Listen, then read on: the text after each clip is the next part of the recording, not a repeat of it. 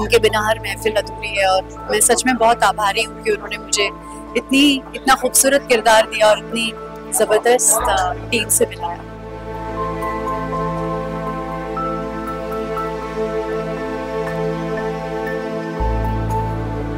उनकी यादें हमेशा अमर रहे और मनोज जी हमेशा खुश रहे। नाराज भी हो रहे हैं, खुश भी हो रहे हैं, लेकिन तहजीब थी, बात करने की तमीज जो होती है बहुत बहुत अच्छी थी, जो उनकी लेखनी में भी हमें देखने को मिलती है। He had some great qualities and he was a multi-talented guy.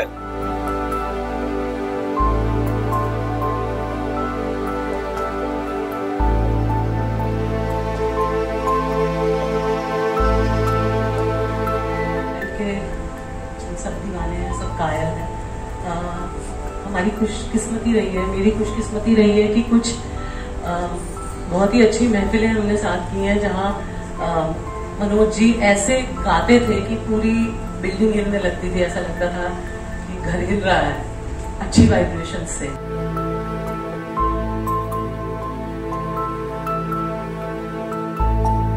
He was a genius, जो कि बहुत कभी कभार पैदा होते हैं। भगवान उनकी आत्मा को शांति दे और वो जल्दी से वापस आए मनोज जी, और बहुत सारा अच्छा काम आपका और फिर से देखना चाहते हैं। मनोज जी जैसे कोई नहीं थे और न कोई होंगे। आपने इतना अच्छा किया मनोज जी, really miss you, really miss you। छोटा भाई था एक्चुअली, और थैंक्स टू शशांक मैं उसको 12 साल पहले मिला और मेरा सौभाग्य था कि मैं मनोज के साथ काम कर सका। मनोज से मैं बहुत कुछ सीखा। मनोज ने सिखाया कि कॉमेडी कैसे करते हैं। तो मैं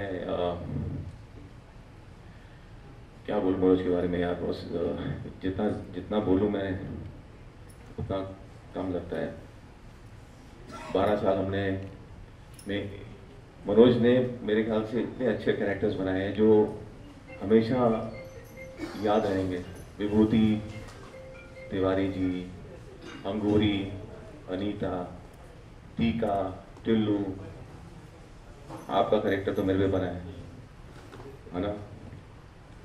और साजन में आई कमी मैडम में चाचा जी जो मनोज के खास दोस्त हैं, इलायची, इतने कैरेक्टर्स उसने बनाए हमारे लिए यार। मनोज आज इस मुझे याद है कि आज ऐसा एक वाकया याद आ रहा है। हमने एक कहानी बनाई थी साथ में, शशांक ने, मैंने और हर्षदा ने बैठ के बनाई थी कहानी। वो एक कैरेक्टर के शौक के ऊपर थी एक्चुअली। शशांक याद है आपको, जो हमने कहानी बनाई थी एक, और वो एक कैरेक्टर था विभूति, जिसके शौक के ऊपर बनाई थी विभूति।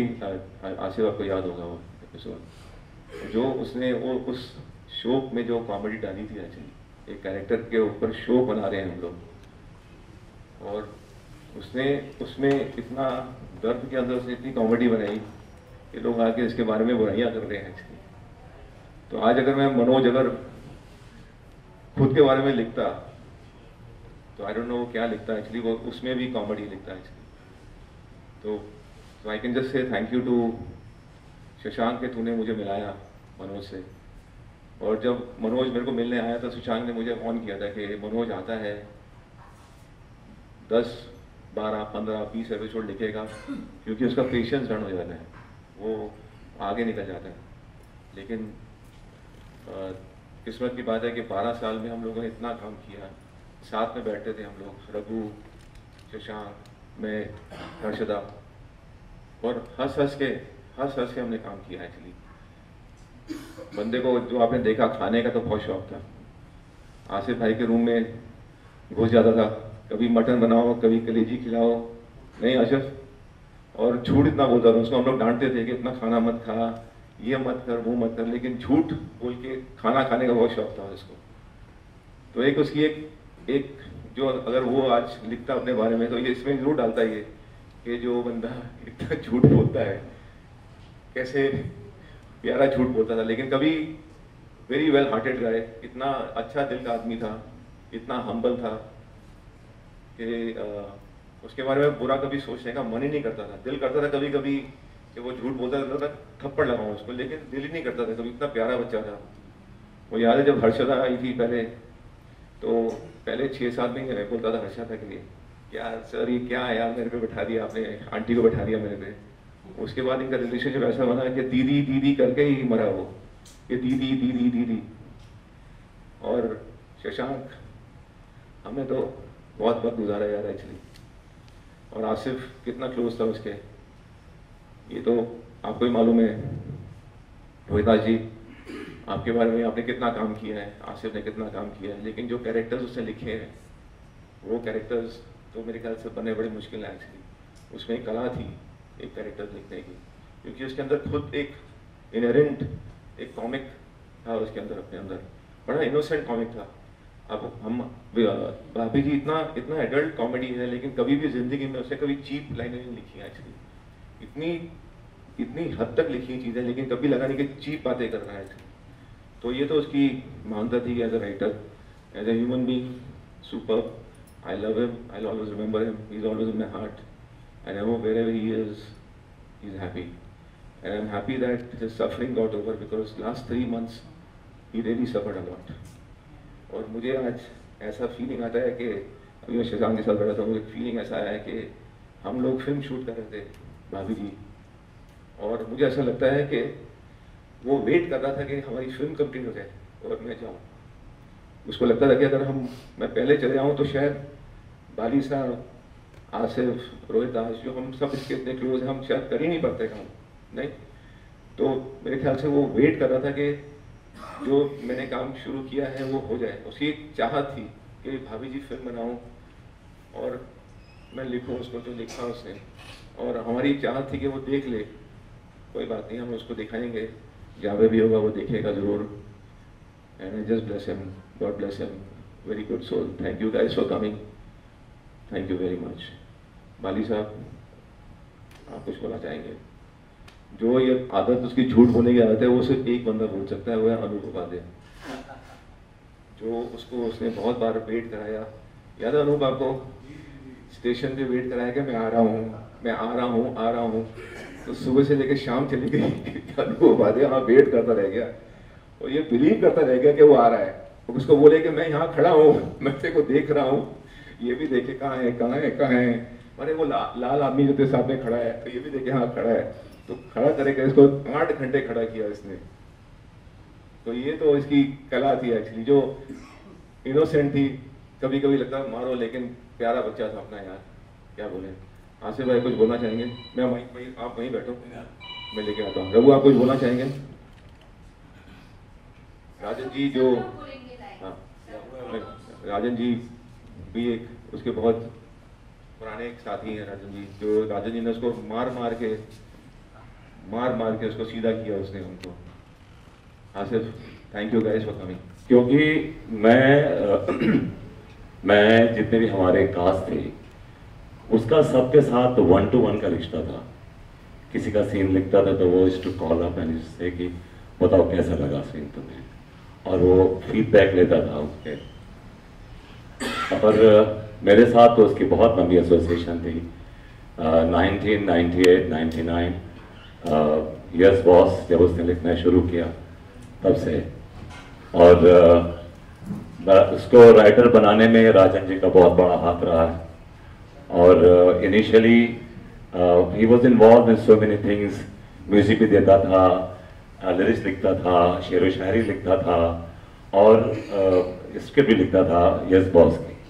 तो राजन जी उससे कहते थे जिससे तुझे पैसे मिलते हैं बेटा उस पे ध्यान दे, तो वो छोड़ के सब चीज करता है, वही नहीं करता। और but you know he was, वो एक सही आर्टिस्ट, सही मानो में I would say he was a true artist. और वो अपनी मर्जी का मालिक था, और अपनी मर्जी से जिया और अपनी मर्जी से चला भी गया। मैं जब हैदराबाद गया, और when I met him in the last stages, and he looked at me and there was a question mark in his eyes, and as if he's saying that I'm going. और मैंने बहुत हमारी कोशिश होती थी कि उसको हम चीयर अप करें, उससे अच्छी बातें करें, बट उसके चेहरे पे एक परपेचुअल दर्द था जिससे हम सब चाहते थे कि इससे निजात मिल जाए, बिकॉज पिछले 3-4 महीने उसने बहुत तकलीफें झेली हैं, बहुत तकलीफों से गुजरा है। और मैं बस ज़्यादा अभी जैसे वांट टू रैप अप क्योंकि वो मल्टी टैलेंटेड लड़का था, वो अब उससे लड़का था because he died very young and उसने सबको कुछ ना कुछ दिया है अपनी ज़िंदगी में से, सबने कुछ ना कुछ लिया है और मैंने भी। और मैं आज यहाँ खड़ा हूँ आपके सामने, भाभी जी मैंने किया, उसमें सबसे बड़ा हाथ मनोज संतोषी का रहा। He fought for me, channel wanted some younger guy for the role, but he said मैंने ये रोल लिखा है आसिफ शेख के लिए और आसिफ शेख ही करेगा। एंड उसने एड़ी चोटी का जोर लगा दिया and he didn't leave any stone unturned. He said कि आप करेंगे और आप ही करेंगे, और फाइनली मैंने ही किया। सो मनोज जहाँ भी हैं, I think is in a better place, और हम सबके दुआएं उनके साथ, अल्लाह उनको जन्नत नसीब करे और हम सबकी दुआएं उनके साथ रहें। शुक्रिया। मैं इस सीरियल में मनोज जी की वजह से आया। मेरा सीरियल लापतागंज बंद हुआ था और मुझे काम की तलाश थी। अचानक उनका फ़ोन आया कि रोहित भाई आप कहाँ हैं? मैंने कहा घर में हूँ। तो बोलते अब घर से बाहर निकलने का समय आ गया है, तो आप आइए और मैंने एक बहुत अच्छी चीज़ लिखी है, आपको सुनाऊंगा तो आप खुश हो जाओगे। तो उन्होंने मुझे जब ये चरित्र हल्का सा सुनाया तो मैंने कहा देखिए मैंने अभी लापतागंज सीरियल किया है, मेरी कॉमन मैन की भूमिका थी जो कि बहुत कॉज के लिए लड़ने वाला एक बहुत ईमानदार इंसान है। तो कहने लगे नहीं आप बहुत दिल फेंक भी हैं और आपके अंदर की जो शरारतें हैं वो हम ताड़ गए हैं, वो हमने तीसरी नज़र से देख ली है, तो आप इतने शरीफ भी ना बने और आप तुरंत आए। और देखिए वो दिन था जब मैं काम की तलाश में था और आज तक मुझे काम के लिए भागना नहीं पड़ा। एक खूबसूरत टीम से मैं मिला, शशांक भाई से मिला, संजय कोहली साहब से, और टैलेंटेड लोगों के बीच में मैं रहा। बहुत अपने आप को मैंने एक्सप्लोर किया और मैंने उनकी राइटिंग में ये पाया जो मैंने बहुत बड़े बड़े राइटर्स में पाया, जैसे रंजीत कपूर साहब। उनकी राइटिंग में एक रवानगी है, एक बातचीत है, उसमें लफ्ज़ी या डायलॉगबाजी नहीं है, उसमें बात से बात निकलती है, आपको याद करने की ज़रूरत नहीं होती। सीन स्वयं खुद ब खुद ऐसे पानी की तरह याद हो जाता है और आप वो सीन पानी की तरह कर लेते थे। जैसा आसिफ भाई ने कहा कि खालीपन है जो अब रह गया है, लेकिन फिर भी सब पूरा करेंगे मिलकर, उनकी ब्लेसिंग से जो ऊपर से हमें देख रही हैं। मनोज जी जहाँ भी हों, जैसे भी हों, जिस रूप में भी हों, बहुत सुख से हों, और उन्होंने अपने अंतिम समय में जो भी शारीरिक कष्ट सहे हैं जो हमने हैदराबाद में देखे, भगवान उन्हें किसी भी जन्म में ना दे। शत शत नमन मनोज जी। मनोज जी से मैं हैदराबाद जाने से पहले उनके घर पे मिली, हम 3-4 घंटे बैठकर हमने बात की और उन्होंने कहा सौम्या जी बिल्कुल फिक्र मत करिए, मैं फटाक से अच्छे से ठीक होकर वापस आऊँगा। और हमारी महफिल नहीं हुई है बहुत दिनों से, क्योंकि हम गज़ल की महफिलें करते थे और मुझे बहुत शौक़ है गज़लों का, और बहुत ही ज़बरदस्त उनके जो मित्र हैं, जो बहुत ही होनहार टैलेंटेड सिंगर्स हैं, जिन्होंने हमारे घर में महफिलों में वो आए हैं, और हम हर साल हर 6 महीने में हम महफिल किया करते थे। तो उन्होंने कहा बिल्कुल फिक्र मत करिए, क्योंकि मैं बहुत परेशान हो गई थी उनको देख कर कि आप इतना कम खा रहे हो, क्या हो गया आपको, आप क्यों चिंता करती हैं, आप बस देखना, आप महफिल की तैयारी करो, ये सोचो कि सब लोग कौन से दिन फ्री हैं और बस मैं आता हूँ और हम लोग महफिल करते हैं। तो यकीन नहीं हो रहा है कि आज मनोज जी को हम कॉल नहीं कर पाएंगे, उनकी आवाज़ नहीं सुन पाएंगे, उनको गाता हुआ नहीं सुन पाएंगे, उनके मुंह से जोक्स नहीं सुन पाएंगे, और उनके ऊपर जो हम जोक्स बनाते थे, जो उनके मुंह पे हम कहते थे, वो नहीं कह पाएंगे। और बहुत सारी मेरी वीडियो रिकॉर्डिंग्स हैं जिसमें मैं देख रही थी, जब मुझे पता चला कि वो नहीं है, तो हमने उनका कितना मजाक बनाया उनके मुंह पर, और कितना हम हंस रहे थे उस पर, और कितना वो लुत्फ और मज़ा ले रहे थे अपने आप पर मजाक उड़ने पर। तो वो आई थिंक ज़िंदगी में मनोज जी एक ही हैं, और मनोज जी जैसा कोई हो ही नहीं सकता। वो सच में फ़कीर थे, वो सच में ऐसा लगता था कि जो वो चाहे वो गा रहे हों, चाहे वो लिख रहे हों, उनमें एक किस्म का जुनून था। ऐसा लगता था कि वो जो कुछ करते हैं वो एक अलग स्टेट ऑफ निर्वाणा में पहुंच जाते हैं, और उसमें जो उनकी मुक्ति है, जो उनमें मज़ा था, वो जो भी करते थे वो शायद उनके काम में नज़र आता है। और मैं बहुत बहुत आभारी हूँ कि उन्होंने मुझे एक इतना खूबसूरत किरदार दिया जिसे करने में मैंने बहुत मज़ा उठाया। और वो कितनी बार मुझे फ़ोन करके कहा करते थे, सौम्या जी आज आपको बहुत मज़ा आएगा सीन करने में। और जब मैं वो सीन कर देती थी तो वो कहते थे, देखा आपने मेरे सीन को और बेहतर कर दिया, आपने और उसमें 4 चांद लगा दिए। मुझे नहीं लगता कि मुझे ज़िंदगी में ऐसा कोई राइटर मिलेगा जो इस तरह से मेरे लिए लिखेगा और देखने के बाद कहेगा कि आपने इतना अच्छा किया। Manoj ji, really miss you, really miss you. Special इंसान थे। मैं बॉम्बे में नया लड़का, नया आर्टिस्ट, नया एक्टर जो कुछ कर दिखाना चाहता है, और मैं एक ऐसी टीम से जुड़ता हूँ जो सारे वेटरन्स हैं।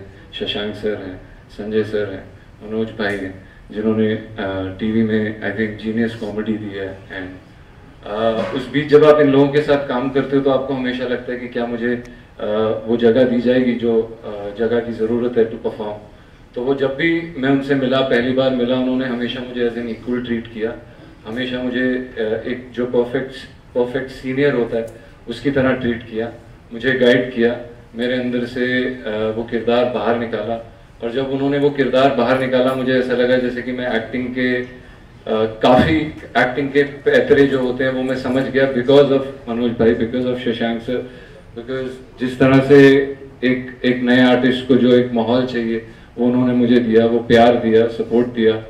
और जैसा कि कहते हैं कि मुझे ऐसा लगता है ज़िंदगी में कि हर वो आदमी जिसके पास कला है वो कलाकार नहीं है, लेकिन मनोज भाई के पास कला भी थी और वो कलाकार भी थे और बहुत प्योर सोल थे, और उन्हें मैं हमेशा मिस करूँगा, हमेशा चेरिश करूँगा। मुझे याद है जब भी वो हंसते थे तो हम सब लोग हंसने लग जाते थे, because it was so contagious. कोई ऑप्शन ही नहीं था, जब वो हंस रहे हैं तो आपके पास आपकी ऑटोमेटिकली हंसी निकलती थी, आपको मज़ा आता था उनके साथ। ऐसा लगता था जैसे कि आप एक बच्चे के साथ हो, जहाँ पे आप भी अपने अंदर के बच्चे को एक्सपोज कर सकते हो, जहाँ पे आप इमोशनली कनेक्ट कर सकते हो। तो मनोज भाई, I love you so much. आप जहाँ पे भी होंगे आई एम श्योर आपके लिए एक बहुत ही बेहतर जगह बनी और आप वहाँ बने। Please rest in peace. I will always always always remember you, love you lot. Thank you so much. Theatre की रिहर्सल चल रही थी और मनोज की एंट्री हुई थी एक टाइम पे। किसी ने कहा था कि मनोज संतोषी हैं जो इस पूरे ग्रुप को जिन्होंने जोड़ा है यहीं बॉम्बे में। तो मैंने कहा कौन है वो मनोज संतोषी जो अभी तक नहीं आए हैं, इतने दिन से हम रिहर्सल कर रहे हैं। तो अचानक एक दिन एंट्री हुई, एक तबता दुबला सा काला सा लड़का आया। मैंने कहा कि ये कौन है? बोले यही मनोज संतोषी हैं। तो मैंने उनसे हाथ मिलाया, उनसे मिला, तो उन्होंने एक गजल सुनाई, बहुत ही खूबसूरत गजल थी। मतलब आप ये सोचो कि मैं उनकी गजल का दीवाना हो गया और वो मेरी दाद के दीवाना हो गए। उन्होंने कहा ऐसी दाद किसी ने नहीं दी जैसे तुमने दी है यार। मैंने कहा लेकिन आप इतने बेहतरीन कलाकार हैं, आपकी आवाज इतनी खूबसूरत, इतनी रूहानी है कि क्या बताऊं। बस उस दिन से लेकर के एक शेर हमेशा एक शेर कहता था वो कुछ दिनों से कि कभी बुझड़ गए तो ये दिल लगेगा नहीं, लगेगा, लगने लगा है मगर लगेगा नहीं। थैंक यू मनोज, जानियो खुश। हम सब उसकी खबर पूछते थे, पर हमने 1% भी वो नहीं किया जो हमारी एक्ट्रेस शिल्पा शेट्टी ने किया। वो पूरा टाइम हैदराबाद में थी, उसका ख्याल रखती थी, उससे इतनी अच्छी तरीके से देखा मनोज को आखिर तक। बेचारी वहाँ पे बेंच पे बैठे रहती थी रात दिन, खाना भी हॉस्पिटल का, और सच्ची हम सब उसको बड़ी रिस्पेक्ट करते हैं। राजन जी, सबसे पहले मैं मनोज जी को श्रद्धांजलि अर्पित करता हूँ। हम कॉमेडी मेकर्स ने एक बहुत अच्छा ऑर्गेनिक राइटर मिस कर दिया। भगवान उनकी आत्मा को शांति दे। मतलब वो फकीर आदमी था एक्चुअली। कई बार मैं उसको डांटता था, यार तू यहाँ पर कमा रहा है, वो यार वहाँ पर जाके गाने गा रहा था, अपनी कभी आमदनी की उसने कभी भी चिंता नहीं की, बट अलग ही किस्म का था। उन्होंने जो कैरेक्टर लिखे वो अभी आई डोंट थिंक आगे कोई उस तरह के ऑर्गेनिक कैरेक्टर लिख सकता है, बिकॉज अभी की जो कॉम है, अभी की जो ब्रीड है, वो चीज़ें समझ नहीं पाएंगे जो उन्होंने लिखे। उन्होंने शुरुआत की थी श्रीमान श्रीमती से, अशोक पाटोले उनके जो गुरु थे, उनके शागिर्द थे, तो उनसे शुरुआत की थी। वहाँ पर आते थे, अशोक जी आते थे, मेरे लिए लिखते थे वहाँ पर, और ये पीछे बैठ के उनके जो स्क्रिप्ट है वो फाइनल करता था, उसको ग्रामेटिकली करेक्ट करके वगैरह। धीरे धीरे वो काम सीखता गया और उसमें लगन बहुत थी बंदे में, और मैंने देखा है उसने किस तरह से ट्रैवल किया, बहुत बहुत मेहनत की उसने, बहुत मेहनत की। यस बॉस चालू था, यस बॉस के हमारे कुल मिला के 800 एपिसोड हुए थे, उसमें करीबन 250 एपिसोड में अशोक जी हमें छोड़ के चले गए, और उनकी जो विरासत थी उन्होंने आगे चलाई मनोज ने, और बहुत प्यारा बच्चा था, बहुत प्यारा बच्चा था। ज़्यादातर मेरे से डांट खाता था, काम के लिए नहीं बट थोड़ा डिले करता था, तो डिले इस तरह से था उसका कि बहुत प्यारा सा डिले रहता था, कहीं कुछ गाने गा रहा है, मुशायरे में जा रहा है, ये कर रहा है, तो हमेशा उसकी मेरी उसी पे झड़प होती थी। और खैर उसके, मैं तो उसके भले के लिए बोल रहा था, उसके करियर के लिए बोल रहा था, और कैसे वैसे उसने मतलब बहुत अपना अपने आप को बहुत इम्प्रूव किया। जब आया था तो मैंने देखा था उसको, एक गाँव से बच्चा है, लेकिन जिस तरह से अपने आप को उसने कल्टिवेट किया है वो बहुत ही। और कभी कभी हमेशा कभी भी फोन करो तो उसका एक प्यारा सा वर्ड रहता है, हेलो सर मनोज, मैं तुम्हारा श्योर सर मनोज, मैं तुम्हारा फोन सेव करके रखूंगा, शायद फिर तुम लोग कभी फोन करो। सौम्या, मनोज जी का जाना सबके लिए बहुत ही दुखद है, और आज प्रेयर मीट है, सबकी आत्मा की शांति के लिए प्रार्थना है। मेरी सबसे बात की भाभी जी घर पे के काज से, वो तो बता रहे थे कि मनोज जी ने कैसे पिक किया था सब कैरेक्टर। मैं आपका एक्सपीरियंस जानना चाहूँगी, कैसा था आपका मनोज जी के साथ एक्सपीरियंस? मनोज जी को दरअसल मैं जानती ही नहीं थी, और मनोज जी मुझे नहीं जानते थे। जब मैं शो पर आई, मुझे तो नेटवर्क ने बुलाया था, चैनल ने बुलाया था, और मैं बहुत घबरा रही थी क्योंकि मैं पहले तो डेली सोप नहीं करना चाह रही थी। हमारा सेट बहुत दूर था नायगांव में, तो मैं डर रही थी करने में, और मुझे लग रहा था कि शायद मैं 1 ही साल करूँगी, क्योंकि इतनी दूर और लगातार एक मतलब हर रोज़ डेली सोप मैं नहीं कर पाऊँगी। लेकिन जब उनकी लिखाई देखी, जब स्क्रिप्ट देखी, जब देखा कि इतनी खूबसूरत टीम है, तो धीरे धीरे धीरे मुझे लगा अरे ये तो बहुत अलग है, ऐसा तो टेलीविज़न में कभी देखा नहीं, और ऐसी लिखाई देखने को नहीं मिलती, क्योंकि यूजुअली जो राइटिंग होती है वो इतनी लिटरेरी नहीं होती है। उन चाहे गज़ल हो, चाहे हिंदी की कविता हो, और चूँकि मैं खुद लिखती हूँ तो मतलब मुझे बहुत मज़ा आया जब मैंने लिटरेरी कविताएँ और गज़ल और शेर शायरी जब मैंने देखी लिखावट में, तो ऐसा लगा अरे ये तो कोई सच में बहुत बुद्धिजीवी विद्वान किस्म का इंसान है जो टेलीविज़न का ये शो लिख रहा है, और इतने अच्छा एक्टर्स हैं। तो 1 साल सोच कर आई थी, 5.5 साल करके गई, thanks to this beautiful team, और इतने टैलेंटेड वो हैं। और मुझे याद है कि धीरे धीरे धीरे जैसे हमारी जान पहचान हुई सेट पर, और वो मेरी इतनी मुझे सराहना करते थे, इतनी मेरी तारीफ करते थे, और कहते थे आप कितना अच्छा करती हैं, आप कितना अलग करती हैं, आप बहुत स्पॉन्टेनियस करती हैं। और मैं सोचती थी कि ऐसा कौन राइटर होगा जो इतने मोहब्बत से अपने सीन्स लिखता है, और फिर मोहब्बत से अपने फीडबैक भी देता है। उनको कोई सीन अच्छा लगता था तो वो बराबर मुझे कॉल करके बोलते थे कि बहुत प्यारा किया आपने, दिल खुश हो गया, आपने 4 चांद लगा दिया।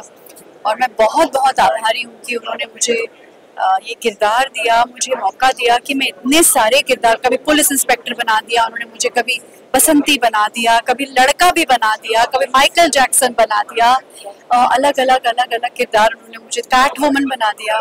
मैं बहुत आभारी हूँ, और सिर्फ इसीलिए नहीं क्योंकि वो राइटर हैं और उन्होंने मुझे इतना अच्छा किरदार दिया, मगर इसलिए भी क्योंकि वो मेरे बहुत अच्छे दोस्त बन गए थे।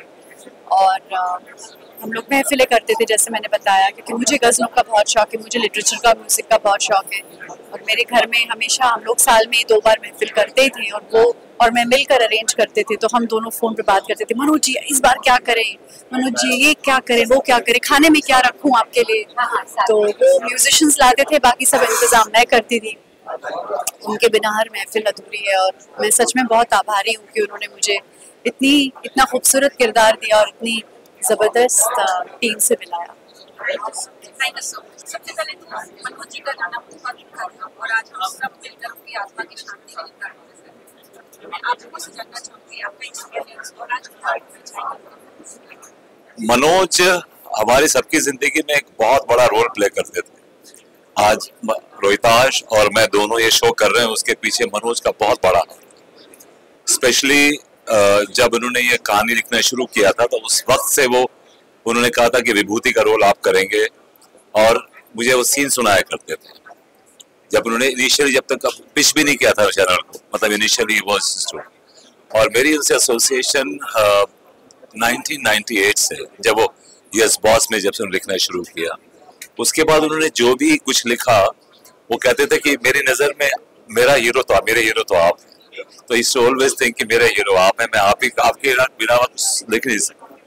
और रोहिताश की जिंदगी में भी बहुत बड़ा हाथ है उसका, ये बताएंगे आप। मैंने जैसा भी अभी कहा कि मुझे यहाँ भाभी जी में लाने वाले और इतने टैलेंटेड लोगों से मिलाने वाले मनोज भाई ही थे। वो मेरे लाइफ में आए और मेरी लाइफ बदल गई, सच में कह रहा हूँ। आज मैं जहाँ खड़ा हूँ सिर्फ और सिर्फ मनोज संतोषी जी की वजह से खड़ा हूँ। और सबसे खूबसूरत ये है ना, आप इनके बारे में बात करें तो उनके चेहरे पर सबके चेहरे पर स्माइल है, उनकी ऐसी यादें हैं, सब कुछ ना कुछ यूनिक यादें शेयर कर रहे हैं और स्माइल के साथ। तो ये बहुत खूबसूरती होती है कि इंसान नहीं है लेकिन फिर भी लोगों के चेहरे पे मुस्कान छोड़ देते हैं। क्योंकि मनोज जी हमारे सेट के सबसे नटखट और नॉटी बच्चे थे। सब लोग वही बोलेंगे, मनोज जी नटखट और नॉटी थे। जैसे सौम्या जी ने बोला, सब लोग उनका मजाक उड़ाते थे, वो सबका मजाक उड़ाते थे और हम लोग बहुत हंसते खेलते। संजय जी, शशांक जी एपिसोड बनाते थे, रघु, हर्षदा, सब बहुत रोते हैं लेकिन सब लोग उनको याद करते तो हंसते हैं। उनकी यादें हमेशा अमर रहे और मनोज जी हमेशा खुश रहे। मैंने कहा ना कि हमारी जिंदगी में मनोज का बहुत बड़ा दखल रहा है शुरू से। जब भी मेरे मेकअप रूम में आते थे तो मेरे मेकअप रूम में एक फ्रिज है, तो मुझसे पूछते थे आसिफ भाई कुछ है फ्रिज में, तो मैंने कहा, मैं मुझसे पता क्या मेरे मुंह पे क्या कोरमा लिखा हुआ है? बिरयानी लिखी हुई। जब भी तुम आते हो कहता कुछ तो निकलेगा आपके फ्रिज में से। लड़का मेरा कुछ उनके लिए बना के लाता था, बहुत खुश होते थे। यू नो, उनकी सबसे बड़ी खूबसूरती क्या थी, छोटी छोटी बातों पे खुश होते थे, छोटी छोटी चीजों से इसे एंजॉय, वो बड़ी खुशी के लिए नहीं रखते थे। Is to look for smaller things और उसमें खुश हो जाया करते थे। और उस आदमी में हर किसी के लिए, उसके दिल में हर किसी के लिए इज्जत। कभी आपसे जब भी आपसे जब मैं मुखातिब होते थे तो होते थे कि जनाब जनाब जनाब के नीचे कभी बात नहीं करते थे। और मेरा बहुत उन्होंने एहतराम करते थे, बहुत इज्जत करते थे, क्योंकि मैं उनसे बड़ा भी था उम्र में और सीनियर भी था, तो उनका मेरा बहुत एहतराम करते थे, लेकिन मजाक भी करते थे मेरे साथ। उनकी एक बड़ी खूबी ये थी कि अगर गुस्सा होना है तो एकदम सपाट गुस्सा हो जाते थे, फोन पर बाकायदा, रोहिताज जी माफ कीजिएगा ये अच्छा नहीं कहा आपने और उसके बाद तुरंत जो है दूसरे दिन वो बदल गए। जैसा मैम ने कहा था, एक नॉटी बच्चा, वो वाकई वही थे। नाराज भी हो रहे हैं, खुश भी हो रहे हैं, लेकिन तहजीब थी, बात करने की तमीज जो होती है बहुत बहुत अच्छी थी, जो उनकी लेखनी में भी हमें देखने को मिलती है। उन्होंने ये चीज खास डाली थी कि भले ही आप दोनों का, विभूति नारायण और तिवारी का 36 का आंकड़ा है, लेकिन आप एक दूसरे को आप कहेंगे, आप कहेंगे। सबसे बड़ी बात है हमारे शो में, आपको लैंग्वेज जो है बहुत ही बेहतरीन मिलेगी। कभी जबान आपको ऐसी चालू जबान नहीं मिलेगी। सब कैरेक्टर के हिसाब से लिखते थे वो, लेकिन जबान का बहुत खास तौर से तिवारी की, मेरी, हम लोग कभी हालांकि दुनिया भर की चीजें बोलते हैं, लेकिन आप जनाब के नीचे नहीं बोलते। झगड़ा भी करते हैं आप जनाब करके, तू मैं नहीं करते। तो ये उनमें खासियत थी कि वो कैरेक्टर को कैसे वो उसको how is to cultivate the character, और हर किसी का कैरेक्टर ग्रो करता था उनके उसमें, देखिए ग्रो करता था। कभी ऐसा नहीं हुआ कोई कैरेक्टर उनका स्टैग्नेंट हो गया, हर कैरेक्टर ने ग्रो किया हुआ। He had some great qualities and he was a multi talented guy. गाते भी थे, कंपोज भी करते थे, शेर व शायरी भी लिखते थे, लिरिक्स भी लिखते थे, एक्टिंग भी करते थे, सब चीज करते थे। आपसे एक सवाल पूछूंगी, मैंने से 2 दिन पहले ही बात की थी और मुझे बताया कि शिल्पा जी का एक नया चेहरा यहाँ पर देखा जाए। आज हम बहुत मिस कर रहे हैं शिल्पा जी को। शिल्पा आज बहुत बीमार है, उसको इंजेक्शन लगा है ना, इसलिए वो नहीं आ पाई, वरना रात दिन हॉस्पिटल के बेंच पे बैठ के, हॉस्पिटल की थाली खा के उसने मनोज की जो सेवा की है उससे तो हम लोग सब इतने रिस्पेक्टफुल है उसके प्रति कि बोल नहीं सकते। अपना खून अपनी औलाद नहीं करती है जितना शिल्पा ने किया। हाँ, ये तो मानना फुल। मेरे हिसाब से तो जो उन्होंने सेवा की है अपने भी नहीं कर पाते। जिस हिसाब से उन्होंने उनकी सेवा करी अपने भी नहीं कर पाते। मैं तो सिर्फ, मेरे को भी सौम्या बता रही थी कि मैं उसको हर रोज फोन करता था कि तू क्या खाना खा रहा है, क्योंकि मेरा ये था कि वो प्रोटीन इंटेक करे, प्रोटीन खाए। तो मेरा था कि तू रोज सुबह 3 अंडे खाएगा और दोपहर को तो ये खाएगा वो खाएगा। तो सौम्या बोल रही थी कि आपका एक दिन फोन आया जब मैं मिलने गई थी, तो उनका आपका जब फोन आया तो वो कह रहा है मैं दूसरे रूम में जाता हूँ। तो बोला क्यों जा रहा है? कह नहीं संजय जी का फोन आ गया है, वो ना साला मेरे से पूछेंगे कि कहाँ खाना है, वीडियो दिखा खाने का, क्योंकि मैं उससे वीडियो देखता हूँ। क्योंकि झूठ बोलता था वो कि मैंने खाना खा लिया, मैं वो खाता नहीं था। तो मैंने कहा मैं उससे वीडियो देखता था कि तू खाना खा, मैं सामने खा। तो सौम्या को बोलता है कि मैं जा, तो सौम्या ने बोला क्यों जा रहा है भाई? कह नहीं जी वो मेरे को डांटेंगे, फिर को दिखाना पड़ेगा मैं खाना क्या खा रहा हूँ। देखो मैं अनार खा रहा हूँ, मैं उनको दिखाऊँ अनार खाना हो रहा हूँ, तो बोलेगा अनार क्यों खा रहा है तू, अंडा क्यों नहीं खाया तूने। तो चलता था अपना, हम सब उसकी बहुत कदर करते थे। रोहिताश, आसिफ, हम एक्चुअली सब लोग उसे बहुत प्यार करते थे और सब उसको अपने तरीके से फोन करते थे। शशांक बाली जो अपना डायरेक्टर है, उसका वो भी उसका भाई है, सबसे अच्छा दोस्त है। आई मीन हर्षदा, सब लोग जाते उसके घर पे जाते थे, वहीं बैठते थे। क्या बोले अभी, आई मीन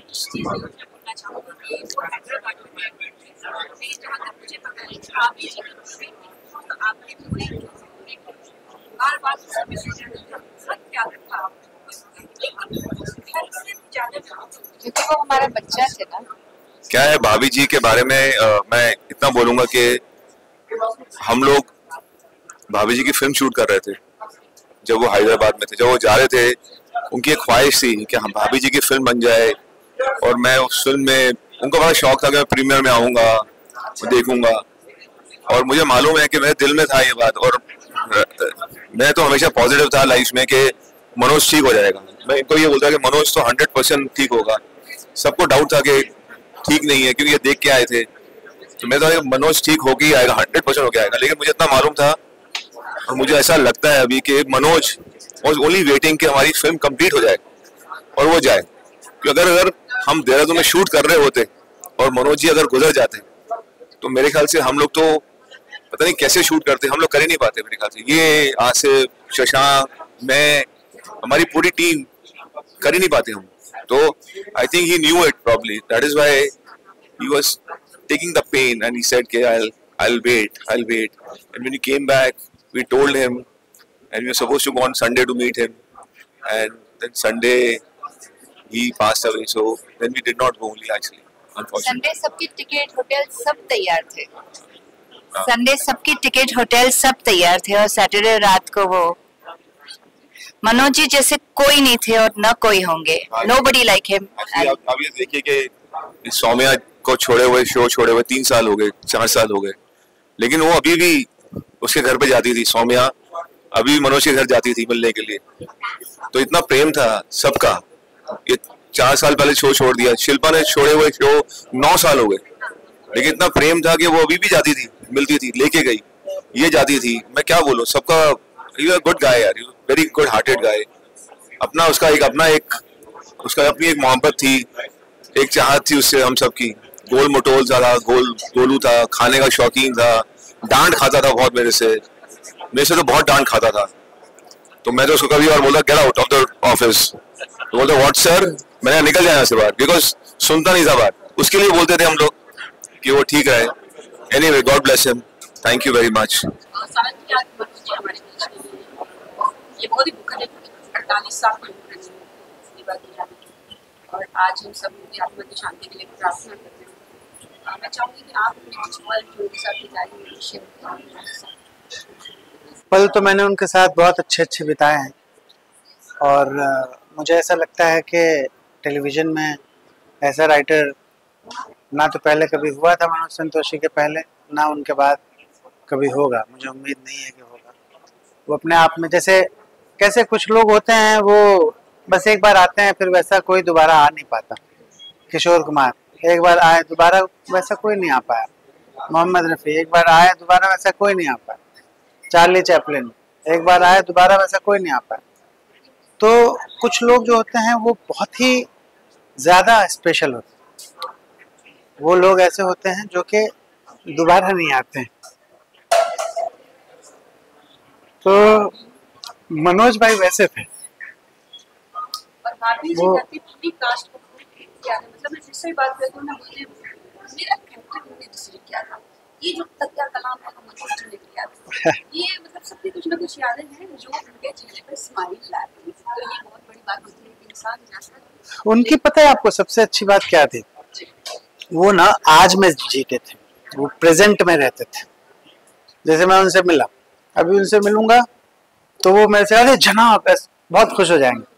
15 मिनट बाद मिलूंगा फिर से सेम रिएक्शन। तो वो भूल जाते थे कि 15 मिनट पहले मिला हूं मैं इनसे, क्योंकि वो 15 मिनट जो पास्ट हुआ ना वो भूल जाते थे, प्रेजेंट में आ जाते थे। फिर 15 मिनट बाद वापस तीसरी बार अगर मैं मिलूंगा फिर वो वैसे रिएक्ट करेंगे जैसे पहली बार मिल रहे, क्योंकि उसके पहले का 15 मिनट फिर भूल चुके हैं। वो आज में रहते थे। परहेज वगैरह उन्होंने नहीं किया, डॉक्टर्स ने बहुत कुछ कहा पर वो परहेज नहीं करते थे। मीठा बहुत खाते थे, डॉक्टर ने मना कर दिया कि मीठा मत खाओ, पर वो भूल जाते थे, वो प्रेजेंट में रहते थे। मन कर रहा है ना भैया रसमलाई खाने का, खाऊंगा, दिमाग से निकल जाता था उनके कि ये उनके हेल्थ के लिए सही नहीं। तो एक ये भी उन्होंने एक तरह से सिखाया है कि हमको डिसिप्लिन में रहना बहुत ज़रूरी है अगर हम अपनी लाइफ में लॉन्जिविटी चाहते हैं। क्योंकि देखिए ना, ये बहुत बड़ा लॉस है। अगर मनोज भाई की हेल्थ अच्छी रहती, अगर वो एज ए राइटर कंटिन्यू करते, आने वाले 25 साल तक वो और लिखते, तो सोचिए और कितने भाभी जी घर पर खड़े कर सकते थे, है? कितना काम कर सकते।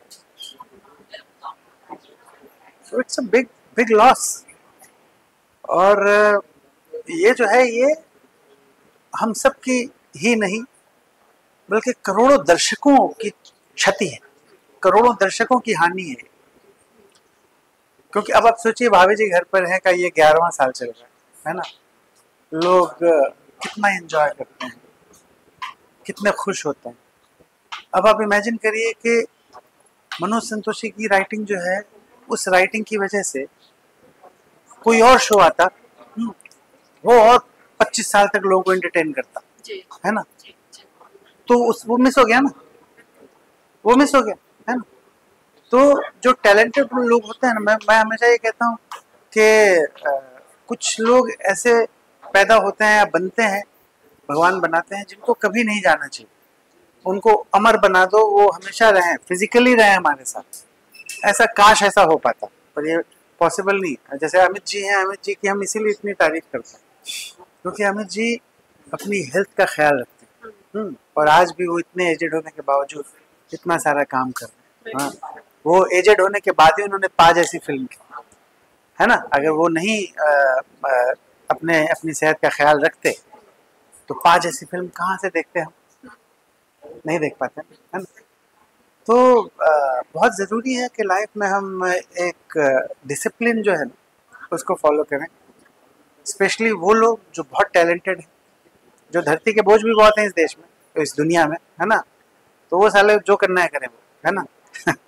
लेकिन जो अच्छे हैं, जिनमें टैलेंट है, जो इस समाज को, हमारी एंटरटेनमेंट इंडस्ट्री को बहुत कुछ दे सकते, तो मैं प्रार्थना करूंगा, विनती करूंगा उन सभी महानुभावों से कि वो अपनी सेहत का ख्याल रखें ताकि लंबे समय तक वो एंटरटेन कर सकें।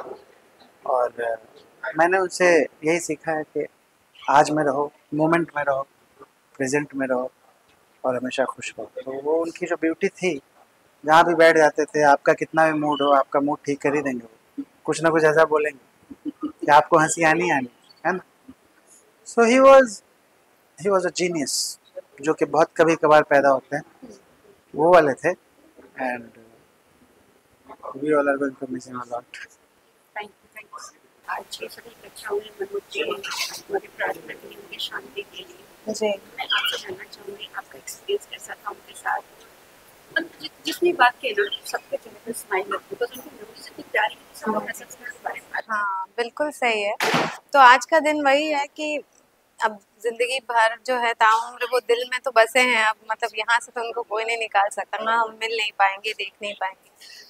पर जैसा कि अभी मैंने कहा, मनोज जी की जो दो बहुत खूबसूरत चीज़ें जो हमेशा मुझे बहुत फैसिनेट करती थी और मतलब उन मुझे अच्छी लगती थी, तो मैं वही कहूँगी। एक तो उनका नज़रिया देखने का दुनिया को, वही आम लोगों की ज़िंदगी से किरदार निकाल कर वो इतनी खूबसूरती से प्रेजेंट कर दिया उन्होंने, और कर देते थे जो सारे ही किरदार जो उन्होंने उनके बनाए हुए थे, क्रिएट किए हुए थे। तो जिस तरह से वो दुनिया को देखते थे वो अपने आप में एक बहुत ही अलग नज़रिया है, वो सबके पास नहीं होता। जैसे अभी एक ट्रेंड चल रहा है ना, जिबली ट्रेंड में यही बोलूँगी कि आम लोगों के लिए नॉर्मल लाइफ है, पर जैसे जिबली सडन एक ड्रीम वर्ल्ड, एक फैंटेसी वर्ल्ड में ले जाता है, तो वो थे मनोज जी।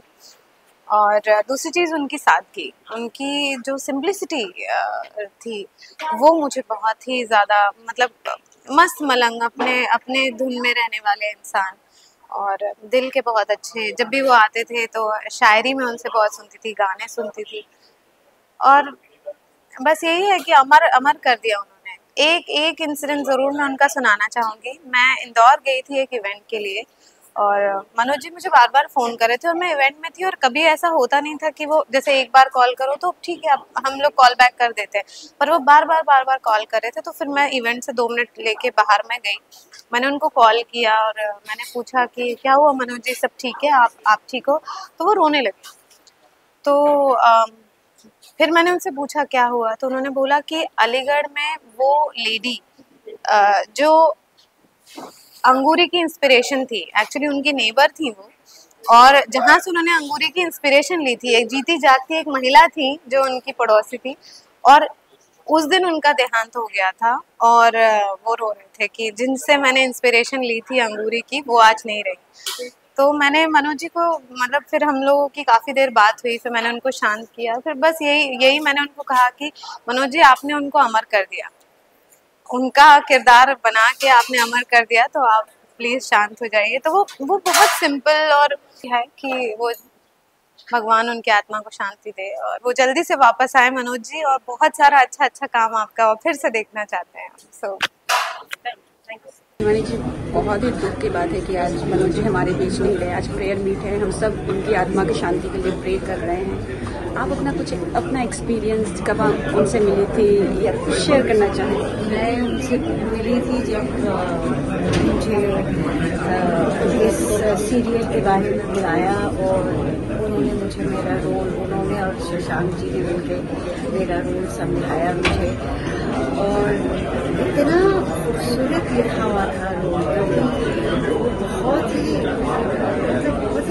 टैलेंटेड राइटर है, अद्भुत राइटर। बहुत कम राइटर्स होते हैं टेलीविजन में, और आई एम फॉर्चुनेट कि मैंने जैसे मनोज श्याम जोशी के साथ मेरा पहला शो था, ऐसे ही मुझे लगा he is one of those amazing writers. और उसका पहला शो भी मैं देख चुकी थी, तो बहुत ही इम्प्रेसिव था। तो इसलिए इतना खूबसूरत मेरा कैरेक्टर उन्होंने याद किया था, घटोरी अम्मा का। इतने सारे लेयर्स, क्योंकि खासकर हमारी एज में आकर simple straight either you black हो या वाइट, इतने सारे शेड की श्रृंगार रस। उनका हस्बैंड भी है और बच्चों के साथ, और बेटा उसका गरुआ है, देखने में जैसे आता है उसको थप्पड़ मारती, और सास बहू के साथ नोक झोंक। तो इतने सारे लेयर्स, श्रृंगार रस भी, हास्य रस भी, और फिर हमारी बातचीत होती थी, वो लिखते थे, इतना खूबसूरत लिखते थे, और भाषा की उनकी जो शैली थी ना अद्भुत, मतलब कोई प्रॉब्लम नहीं होती। हम लोग एक्टर्स को ना कभी कभी बड़ी प्रॉब्लम होती, कुछ ऐसे लिख देते कि आसानी से जबान पर नहीं चल रहे थे, पर उनकी तो ऐसी थी कि उसको चेंज करने की भी जरूरत नहीं पड़ती थी। इतनी खूबसूरत उसका अपनी ताल लय, और मैं उनके पीछे बढ़ती कि पीछे उठ जाएंगे, तकिया कलाम दो, तो उन्होंने ये तकिया कलाम निकाला, नींबू निचोड़ देंगे। ये सोचा ये कैसा है, लेकिन वो इतना पॉपुलर हो गया अभी भी जहाँ कहीं भी जाकर कहते थे वो आपका नींबू में छोड़ना बहुत अच्छा लगता है, नाच थे, मतलब बहुत ही टैलेंटेड राइटर थे और बड़ा अफसोस होता है कि वो जल्दी चले गए। इतना कुछ वो दे सकते थे इंडस्ट्री को। और चलिए जब तक है 48 ईयर्स कोई उम्र नहीं होती है, उम्र नहीं मतलब इट्स रियली सैड, बहुत बड़ी क्षति हुई है टीवी इंडस्ट्री को। आगे भी शायद फिल्म भी करते हैं, वो भी राइटिंग टीवी राइटिंग बहुत कम अच्छे राइटर्स हैं और आई एम सो थैंकफुल कि मुझे कटोरी अम्मा का रोल उसके द्वारा क्रिएट किया गया, उसको प्ले करने का मुझे सौभाग्य मिला। It is one of my most I done quite a few roles I feel lucky, but it is one of my favourite roles Katori Amma television का। और मैं प्रार्थना करती हूँ कि उनकी आत्मा को शांति करे। जहाँ कहीं भी आएंगे लोगों को हंसा रहे होंगे, बड़े रंगीन किस्म के आदमी थे, खाने पीने के शौकीन, गाने बजाने के शौकीन, कितने महफिल जमा रहे होंगे, जरूर जहाँ गए होंगे महफिल जमा रहे होंगे कि आत्मा को प्रार्थना। Thank you. हाय दिशा, सबसे पहले तो मतलब बहुत ही दुखद है कि आज मनोज जी हमारे बीच नहीं हैं और सब लोग इकट्ठा हुए हैं प्रेयर मीट के लिए, उनकी आत्मा की शांति के लिए। मैं आपसे जानना चाहूँगी कैसा था आपका एक्सपीरियंस उनके साथ और कब मिले थे आप लोग, किस तरह से मुलाकात हुई थी? मैं तो उनसे आए दिन मिलती रहती थी, वो सेट पे आते थे, वो जहाँ आते थे वो तो अपने आप में एक लग जाता था। और माता के इतने बड़े भक्त थे, संयोग से मैं भी माँ की बहुत बड़ी भक्त हूँ। एक बार उन्होंने मुझे अलीगढ़ जहाँ के वो है वहाँ पे वो हर साल एक बहुत बड़ा भंडारा करते हैं, उन्होंने मुझे इन्वाइट भी किया था, जहाँ मैं गई थी, जहाँ उनके साथ और वक्त बिताने का मौका मिला था। एक अच्छे से थे, एक साफ दिल इंसान, बहुत ही अच्छे मनोरंजक, बहुत ही अच्छे इंसान और बहुत ही खूबसूरत उनकी बोली, हर चीज़ मतलब कुछ भी जो बोलो आज के देखिए उनके सब कुछ था वो। और he was a complete entertainer. आज इतने अच्छे इंसान आज दुनिया में नहीं है तो दुख तो सभी को होगा, आई एम श्योर, लेकिन उनकी जो सफरिंग्स थी वो ख़त्म हो गई है, इसलिए दिल को सुकून है और इसी चाहते हैं जहाँ भी खुश रहें और अच्छी जगह है। मैंने आसिफ जी से भी बात की थी और रोहिताश जी से भी, वो लोग बताए कि किस तरह से उन्होंने सबकी डिस्कवरी की थी, सबकी जो कास्टिंग थी भाभी जी में उन्होंने ही शुरुआत की थी और उन्होंने ही सारे कैरेक्टर्स के लिए फाइट करके किया था। हाँ ऑफकोर्स, क्योंकि वो खुद राइटर है और जब भी कोई लेखक लिखता है तो उसके दिमाग में रहता है कि ये कैरेक्टर किस तरह से कौन परफॉर्म कर सकता है। तो शायद मैं तो बाद में आई हूँ उनके इस शो पे, लेकिन कहीं ना कहीं उन्होंने मुझमें कहीं देखा होगा कि हाँ ये लड़की अलग किरदार निभा सकती है, कहीं ना कहीं मेरी लेखनी को सामने एक जीवित कर सकती है, तभी मुझे कास्ट किया गया और तभी आज मैं इतने सारे उनके लिखे हुए डायलॉग्स बोल पाई थी, इतने उनकी संगत में कितना कुछ सीख पाई थी। तो I am very grateful to God also and grateful to him. Thank you so much. Thank you.